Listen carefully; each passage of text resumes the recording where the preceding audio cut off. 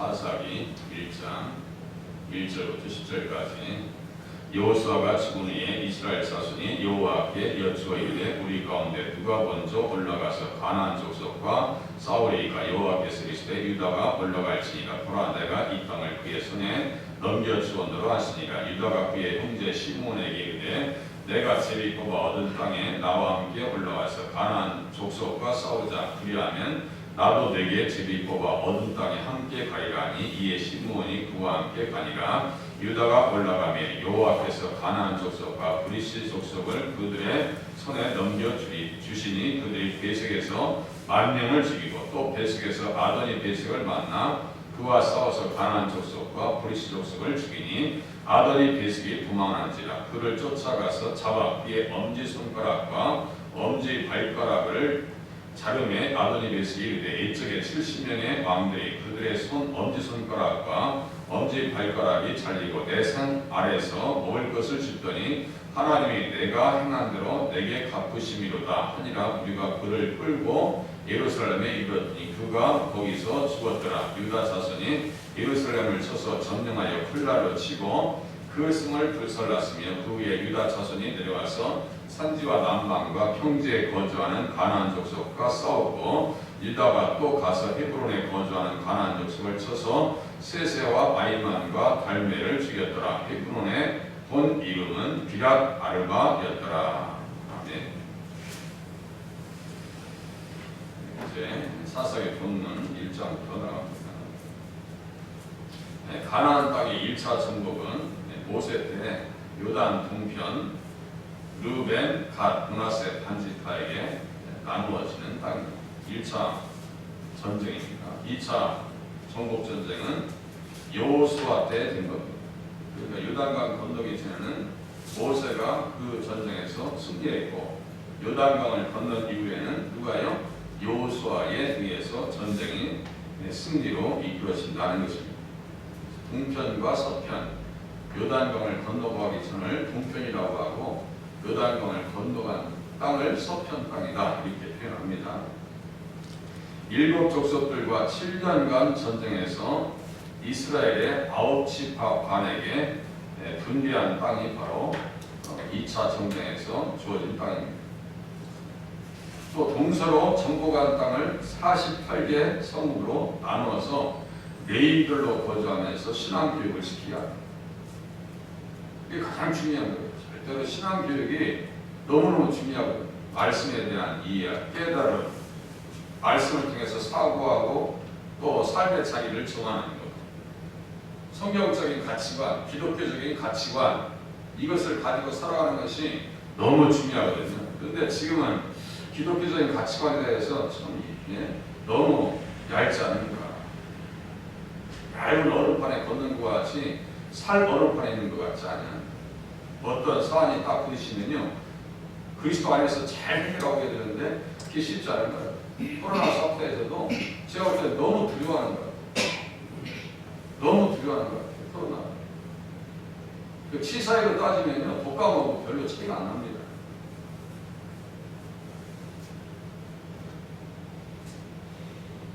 물론 그것이 염려가 되는데 아마 두려워하는 것도 좀 독스러운 것 같지 않아요. 이스라엘 백성들이 믿음이 담대할 때는 두려움을 극복하고 승리합니다. 하나님의 손에 붙들려서 그렇게 두렵게 했던 오늘 본문의 10절을 보세요. 유다가 또 가서 헤브론에 거주하는 가나안 족속을 쳐서 세세와 아이만과 갈면을 죽였더라. 이 인생들 때문에 얼마나 두려워 있었어요. 두려움에 사로잡혀서 우리는 메뚜기가 됐어. 우리는 못 들어간다. 딱 단정을 해버려요. 아예 안 되지고 이게 어려울 때 이게 그렇게 되는 완전 무장하고 나오면 될 것 같은데 그게 좀 두려워. 그럼 목회자는 어떻게 돼요? 목회자는 그냥 뭐 당연히 해야 되는 거예요. 성도애들이랑 목회자랑 뭘 다른 게 있어요? 다 똑같죠. 생각은 조심하고 또 조심하면 돼요.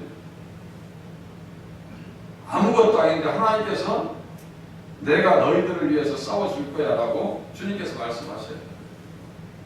내가 쳐서 붙일 건데 너희들은 아무 걱정하지 말고 치고 가라. 신명기 7장에 그 말씀 하신다고요. 네 하나님 여호와께서 너를 인도하사 내가 가서 차지할 땅으로 들이시고 내 앞에서 여러 민족을 쫓아내실 때 주님께서 하시겠다는 게 주님께서. 언제 이스라엘 백성들 자기 힘으로 싸워서 승리한 적 있어요? 하나님께서 도우시고 지금 누가 갑니까? 그러니까 유다 지파가 가라. 묻고 구하면 되는데 묻지도 않고 그냥 단정해버리니까 문제라. 결국 이 본문에서 그 이스라엘 백성들을 두려움에 떨게 했던 세력들 완전히 섬멸시켜버립니다. 누가 함께 하시느냐? 주님이 함께 하신다고. 왜? 하나님이 이게 지금 전쟁이 누구에게라고요? 하나님에게요. 그 땅에 대한 개념이 없으니까 무너지는 거예요. 이게 대체 왜 우리가 가야 되는지.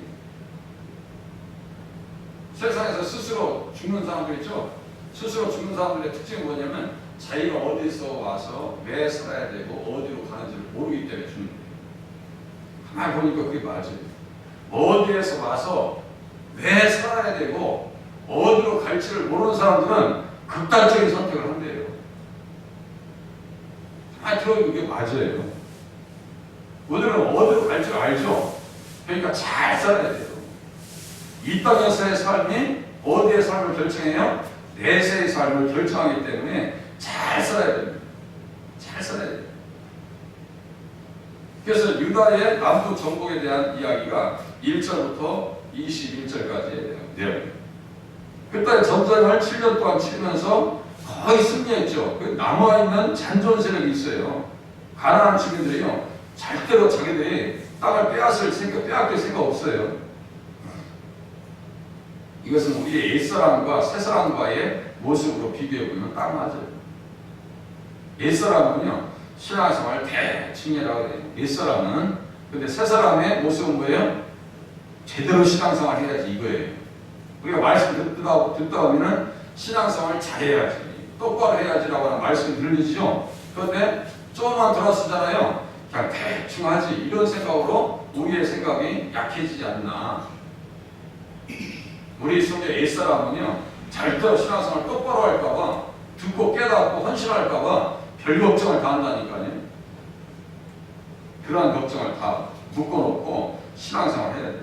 우리가 이미 하나님의 백성이기 때문에 신앙생활 잘해야 돼요. 가나안 땅에 들어왔잖아요. 그러면 자기 땅인 것을 확실하게 주장해야 될 거 아니에요. 그런데 아도니 벳의 예루살렘 왕 절대로 빼앗길 생각이 없어요. 여기 본문에서 깨져 보이죠? 아도니 벳이 어떤 뜻이라고 했어요? 의의 주인이라고. 의의 주인. 멜기세덱은 의의 왕.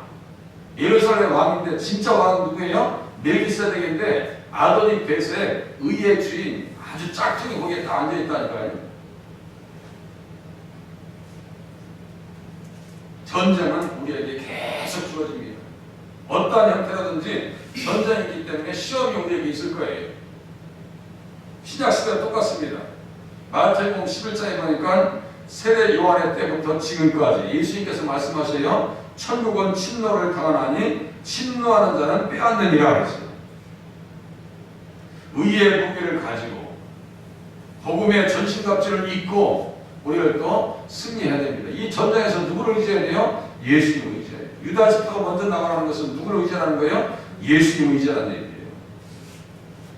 예수를 의지하지 않으면 어떻게 믿음의 승리를 기대할 수 있겠어요? 좀 더 풀어드리면 누가복음 16장에는 똑같은 말씀을 다음과 같이 얘기합니다. 율법과 선지자는 요한의 때까지요. 그 후부터는 하나님 나라의 복음이 전파되어 사람마다 그리로 침입하느니라.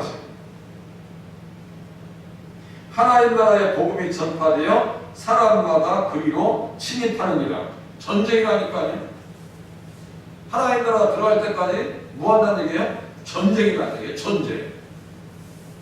이 땅에 가나안 땅에 예수님 오시는 데 있어서 아도니 벳을 중심으로 해서 그 타락한 왕들이요, 세력들이 절대로 그 땅을 내주고 싶은 마음이 없어요.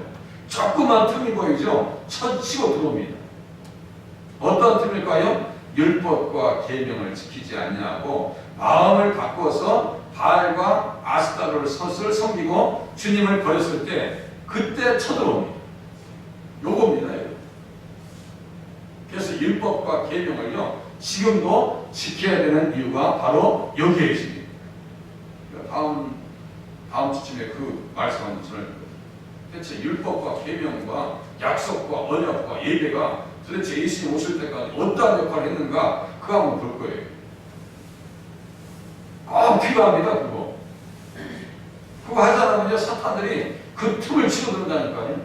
두려워했을 때 아인난과 세세와 달매가 커 보였던 것과 똑같습니다. 두려워하지 말아야 돼요. 두려움은요 신앙의 가장 큰 적입니다. 두려움.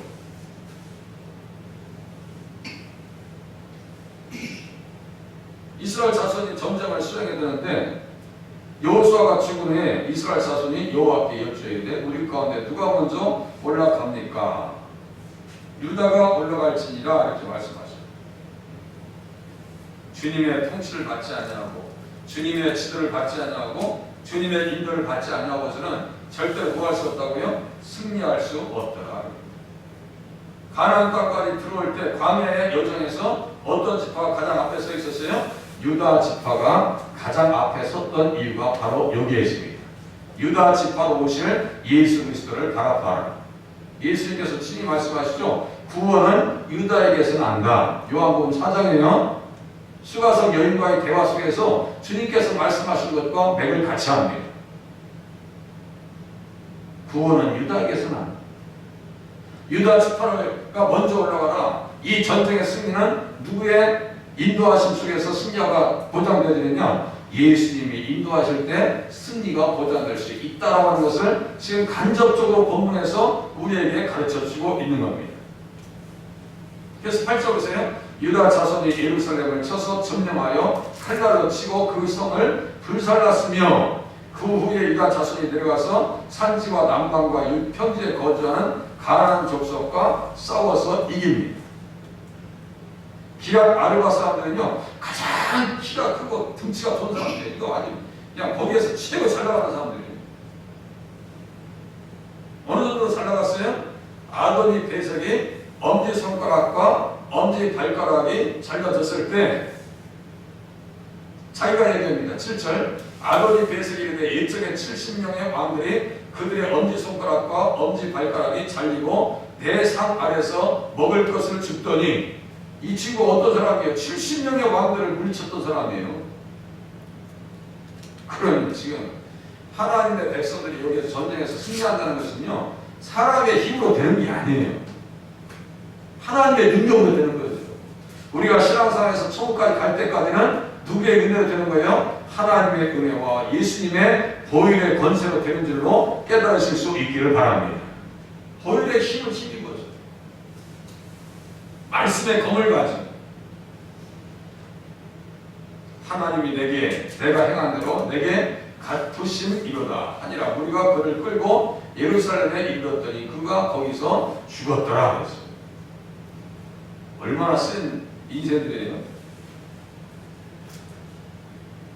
유다 지파가 승리한 비결은 무엇인가? 하나님의 언약되어진 예정 가운데 되어진 거예요. 약속으로 되어진 거예요. 이게 말씀드린 것과 같이 내 하나님 여호와께서 너를 인도하사 내가 가서 차지할 땅으로 들이시고 내 앞에서 여러 민족 헷 족속과 기르가스 족속과 아모리 족속과 가나안 족속과 브리스 족속과 히위 족속과 여기 5절 써있죠. 가나안 족속과 브리스 족속을 죽이니 가나안 족속과 브리스 족속을 죽이니 신명기 7장 1절에 있는 말씀이고요. 창세기 15장에 있는 말씀이에요. 약속과 언약에 따라서 말씀을 붙잡고 나가니까 승리가 주어지더라.